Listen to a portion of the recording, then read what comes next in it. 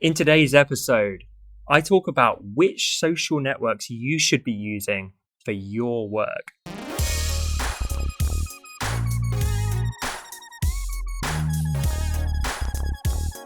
Welcome to episode 80 of the Honest Entrepreneur Show. My name's Tom Ross, and let's get into it. Guys, we're back in the hot office. I know I talk about this all the time, but currently the filming setup is not ideal. But that will not stop us recording this show for all of you watching and listening at home. It should be, I hope, within like 3 weeks. We were talking about this just before recording. We're going to be in our new office space. We're going to have a dedicated, soundproofed, blackout blinds, rather, Marco. And instead of assembling and disassembling equipment, we're going to sit down and we're going to churn out more content than you can possibly handle. So you can probably tell I'm pretty excited about that. I can't wait to share the fruits of our labor with all of you, but it's going to be epic having our own little film studio. This question is from Debbie. How do you determine which social media options to use for the different outcomes you want to achieve? Oftentimes I'll have an idea, but I'm not sure which specific tools are best to accomplish the task efficiently and effectively. That's a really thoughtful question, Debbie.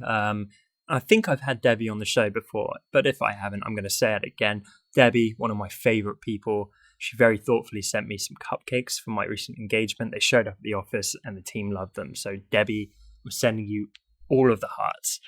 Debbie, to your question, I would start with the who. And I know I talked about this on the last episode answering Chuck's question about this.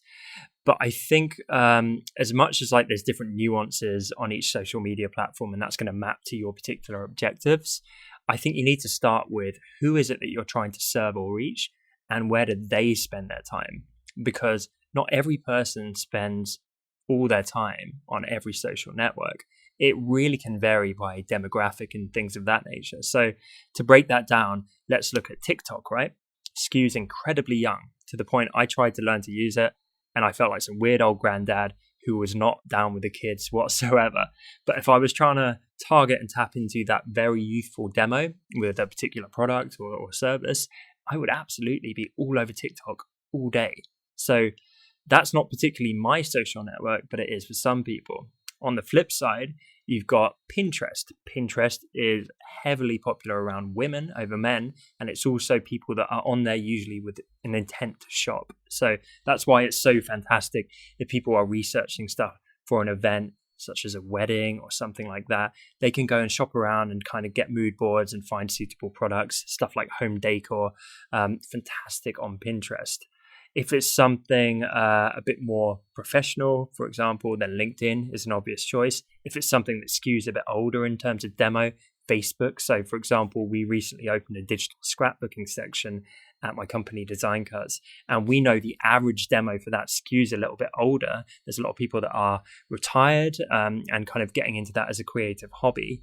And so on average, they do skew a little bit older. And so does Facebook, because that is not the youthful social network of the moment.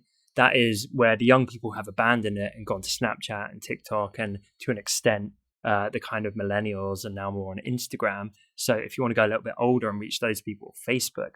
And then, Instagram. Instagram is where a lot of creatives spend their time. As I say, a lot of people who are my kind of age to kind of middle age spend a lot of time on Instagram. It's not so popular with like the 12, 13, 14, 15, 16-year-olds, it seems. So age is one factor, but obviously there are numerous. It is like, what are they aiming to achieve and do on that platform? Is it that they're there to learn? That would be YouTube, that's a learning utility in many cases, or an entertainment utility. Is it that they're actually there to chat and network and make friends? Is it that they're there to laugh? Is it that they're there to shop? Is it that they're there to professionally network?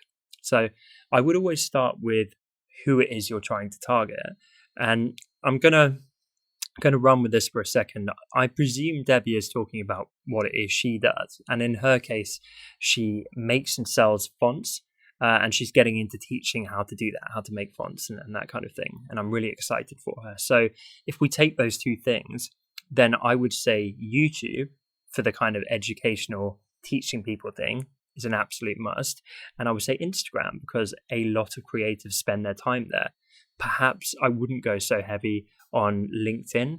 I wouldn't go so heavy on TikTok or Snapchat, ideally. And I might use Twitter as well, which I left out. But for me, Twitter is not so much of a content platform. It's more that cocktail party where you go and converse and one-on-one chat with people and build out a network in that more traditional way. But you could absolutely go and find all the people who were chatting about fonts or asking questions about fonts. I'm trying to make a font. It's frustrating. I'm trying to kern a font. How do I do that? And you could jump into those conversations and bring value. And that's perfectly acceptable behavior on Twitter. So hopefully that gives some context. I think the worst thing you can do is tar them all with the same brush, though. So this is something I used to do. I think a lot of people inherently do this. They just think, well, I'm just going to put the same content on all platforms, or I'm going to treat them all the same way.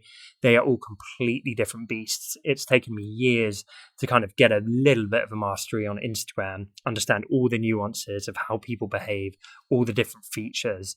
It is completely different behavior on Instagram for me compared to when I'm on something like Twitter. And it's completely different again when I'm on LinkedIn. And it's completely different again when I'm on TikTok, feeling like a weird old man who's out of his depth. So that would be my answer, Debbie. I hope it helps. Question of the day. What is your favorite social media network? Let me know in the comments below. And if you're wondering, mine is currently Instagram. Thank you so much for watching this episode. I appreciate you guys so much. I'm really enjoying the YouTube show. If you are too, then be sure to hit the subscribe icon and tick the little bell to get notifications when I post new content on this platform.